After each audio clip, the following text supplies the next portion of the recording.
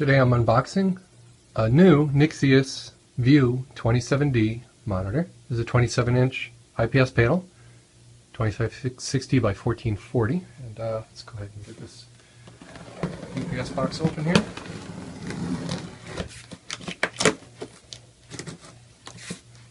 I do have a laptop with DisplayPort nearby, so we'll be able to look at the display and get an idea of watt burn with the kilowatt easy over here.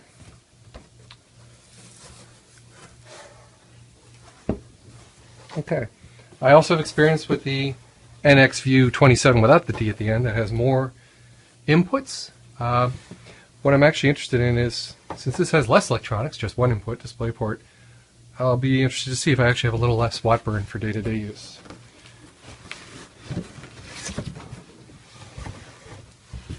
Here's a large box. Look here at the packaging. Exposure and focus, let's see. Well, let's just go right ahead and open this up.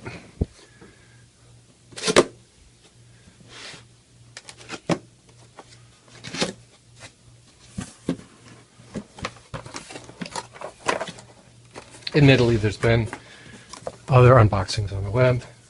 My focus is mostly on testing watt burn, but we're also going to get a look at how they did with packaging this. So probably the easiest way to slide this out will be to let kind of gravity help me here. So I'm going to lay this down and have a look. Alright, that was not a good idea because now the monitor is kind of fallen inside, but I don't think it really matters. No, it didn't matter at all. So there's the stand. Telescoping and pivoting stand.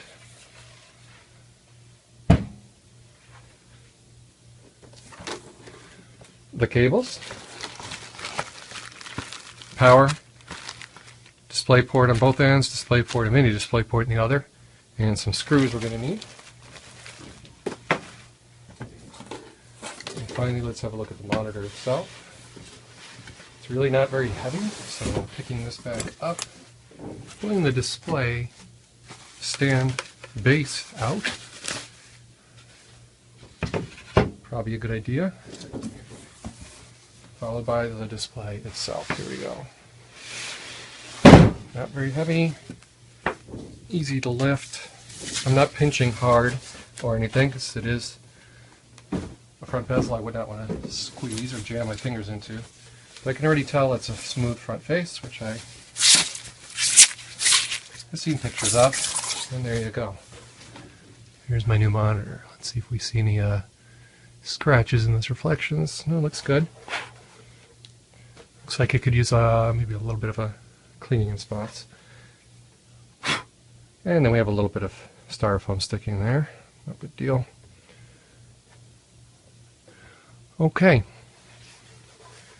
There's the buttons. I know these are blank and do nothing. Read the manual for a bit. Here's the back. Visa display mount is actually what I'll be using in my situation. Well, let's see, for the purposes of this video, it's going to be a lot better to stand it on something. Will I be able to plug it in, just laying it flat in its back? Yes, I will. That is rather straightforward. Power supply, DisplayPort, and that is it. So, I'm not using these parts. I don't need these parts. I don't plan to use those parts. I'm going to set them aside and jump right into watt burn. Here's the power supply box. Here's the power supply. Now it's time to get focus close there. Here we go. 2.5 amps. 24 volts, 4 amps. Because it's 24 volts, I would never recommend plugging or unplugging this end while the power supply has power. You could get arcing with anything beyond 12 volts in my experience and a variety of electronics. Just a bad idea, so I'm going to leave that end plugged in once I fire this up, and then I'll bring things up over on the power strip side. So I've got my power strip off.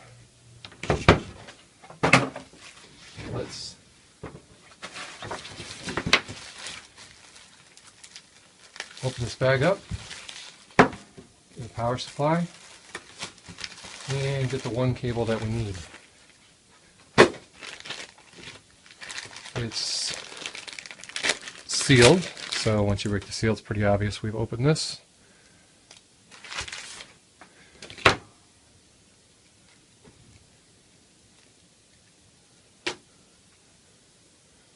Okay.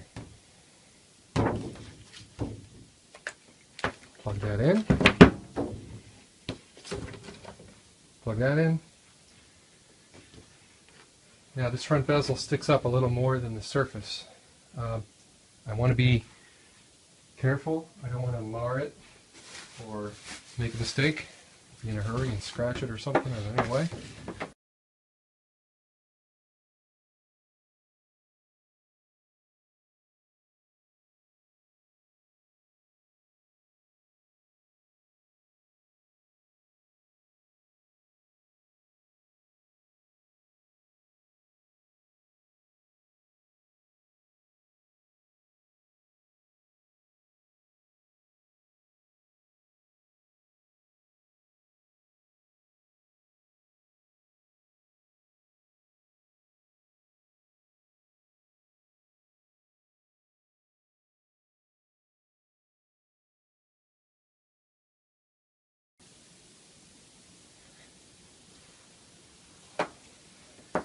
So, notice nothing is happening yet because we haven't turned it on. Do I see a standby light or anything? Nope. But now it shows red. Kind of hard to see. There's no video input. So I think it's just going to kind of sit there.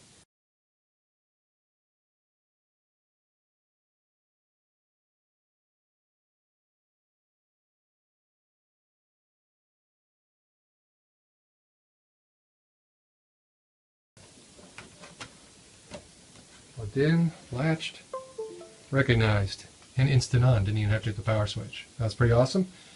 And we could also look at the watt burn, jump to 57, 56. Not bad at all. Okay, we're on mirroring. And device manager finished doing its recognition dance there. And it's on duplicate. But let's do and extend these displays so we get the native resolution. Do I want to keep? Yes. And how are we doing? We're not there quite yet. Let's get the monitor showing. Full. No, we are there yet. I just couldn't see it. All right, so 1920, 2560 by 1440 and 1920 by 1080. It's done. It was that easy. We just plug it in. We can even make this our main display and make it a little more obvious I have things working just right.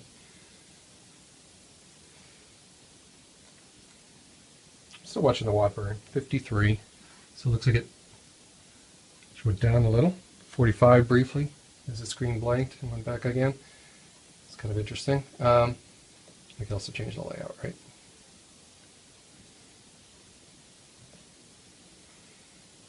Okay, so we have that situated. That's done. And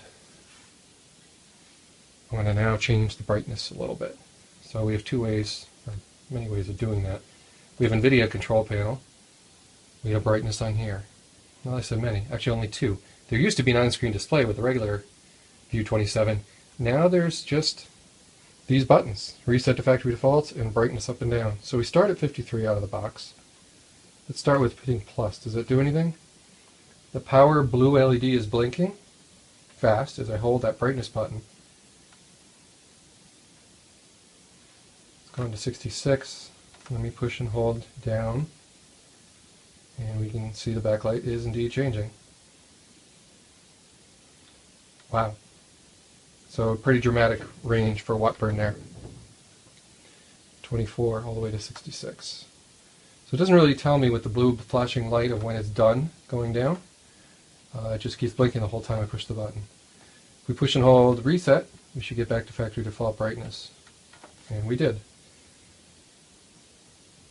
No, we didn't. We went to 32. All right. So it arrived at 60 something.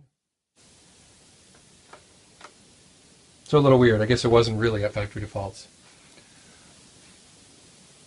You can see how straightforward it is. If you've got DisplayPort on your laptop, things have gotten a lot easier than the days of adapters when I was first trying all this kind of 2560 by 1440 early days stuff in August of 2012. Now it's 2014, July, and it's just gotten a whole lot easier to do this. Finishing up with a look at Device Manager, I look at display adapters, and we see NVIDIA Quadro 1000M. If I look under monitors, I see generic PNP monitor. So I've not installed any special profile. I did not really finish showing you anything about the display quality, color settings, rotation. Okay, so this is where we would do, warming up the display or changing the color temperature or any of that. We're going to do that all right within NVIDIA Control Panel. So before I finish wrapping up this video, I want to make sure everything looks normal. HDCP says I'm capable, so HDCP status works fine. Set up digital audio. It's saying NewTek NX VUE27D. That's a little weird because this ships without speakers, so I guess maybe they left sound chips in there. I'm hitting Windows plus W and then opening up a little sound applet. And I just want to see if anything happens when we send a test sound out of this. Absolutely nothing. So they didn't install speakers, but the electronics are there. So I would say it'd be wise to go ahead and disable that NX VUE27D device. My old one, NX VUE27, is also showing there. So I'm disabling all devices that are not relevant.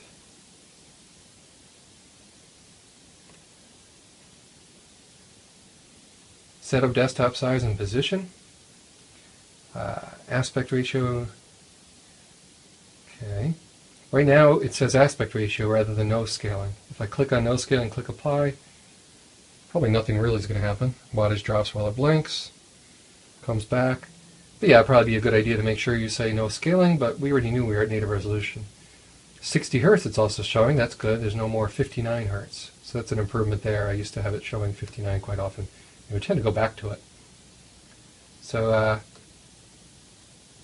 for size, it says enable desktop resizing. Well, let's check that out. Non-native resolutions. Always a good thing to try. We'll use the NVIDIA Control Panel. And let's go to 1920. Probably pretty common for a gamer to try that. From an Antec video, I've seen that the latency is not bad on this monitor. So it could be a good gaming choice. You'll notice by default it's not sizing it at all. Tell the NVIDIA driver, please scale for me. So under scaling, I left no scaling on by accident. So I want to say full screen, actually aspect ratio. I'll have black bars on left and right if needed. And now I'm going to click apply. Ta-da, we filled the whole screen. And say yes. So it's that simple.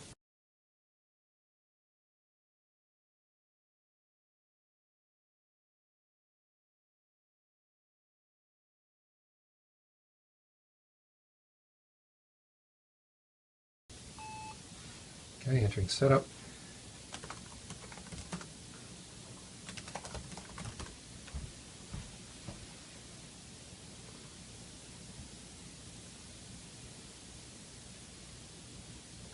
Config, display, boot display device. Digital to undock. Well, now that's not correct. We want digital on ThinkPad. F10, save, exit. Okay.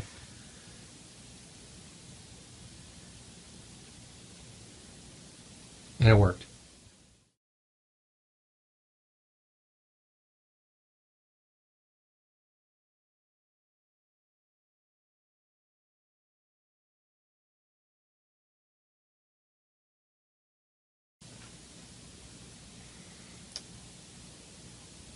Okay, so you may remember I want to bring up a white pattern to see what the max watt burn is.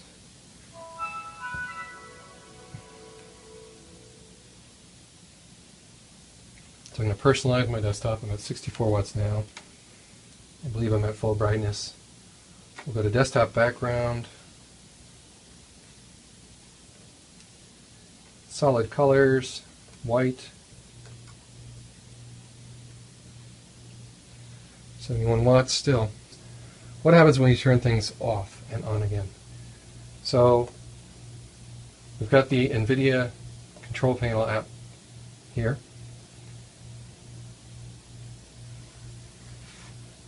And we'll go ahead and have a look at what happens when I just reach over and hit the power button.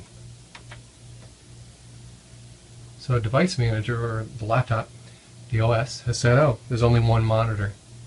And it's gone back to one monitor. So when this thing's turned off with the power switch, it really is acting dead to the world. The laptop doesn't even know where it is from a multi-monitor desktop perspective. I suppose that could probably be a little annoying, but that's this behavior. It also said 0 watts, so that's pretty interesting.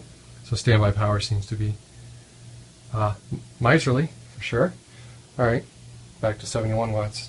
Full crank, right? Full tilt, full brightness. How about if we just flick the power switch itself off, so you're going to see the watt meter just display turn off. So we didn't hear Device Manager make a tone. We just see the laptop quietly going back to one monitor.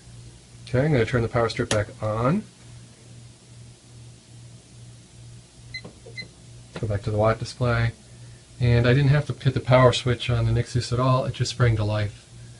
So that's the behavior for powering on and off. That might be important to some folks. You might have trouble finding that written anywhere or how it behaves. Now you've seen it for yourself. Let's take a look at how much the monitor weighs without the base. So if you're using a standing desk like I will be in the Visa mount, you're going to want to know the approximate weight of just the scale alone. So we've zeroed it out.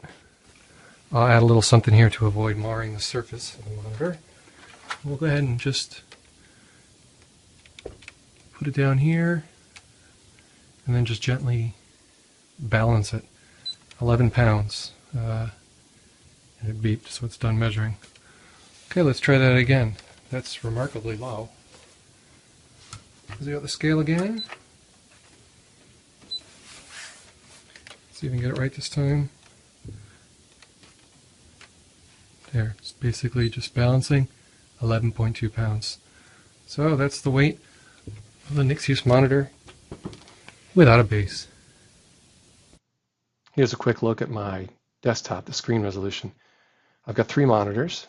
I'm obviously running at 2560, 1440, but you're looking at it scaled down in a YouTube video at 1080p. But you'll get the idea. Yes, you can do 3 monitors external to a laptop. Even a 2-year-old laptop, a W520 like mine. In fact, even a modest 2009 vintage T500 Lenovo laptop can do this full resolution externally. So yes, with some creative wiring you can do 3 monitors, but just having an external 2560 by 1440 monitor is easy. I did notice one quirk here. If you go to NVIDIA control panel, you won't see the NVIDIA colors and so forth when you have triple monitors like this. The workaround is simple though. Just go to screen resolution and disable or disconnect, those 2 side displays and just leave the big display in the middle, and then NVIDIA control panel will come back. So thank you for watching this video and for visiting tinkertry.com. Hopefully you found this video helpful. Your feedback is always greatly appreciated. Here's a quick look at my desktop, the screen resolution. I've got 3 monitors. I'm obviously running at 2560, 1440, but you're looking at it scaled down in a YouTube video at 1080p. But you'll get the idea. Yes, you can do 3 monitors external to a laptop. Even a 2-year-old laptop, a W520 like mine. In fact, even a modest 2009 vintage T500 Lenovo laptop can do this full resolution externally. So yes, with some creative wiring you can do 3 monitors, but just having an external 2560 by 1440 monitor is easy.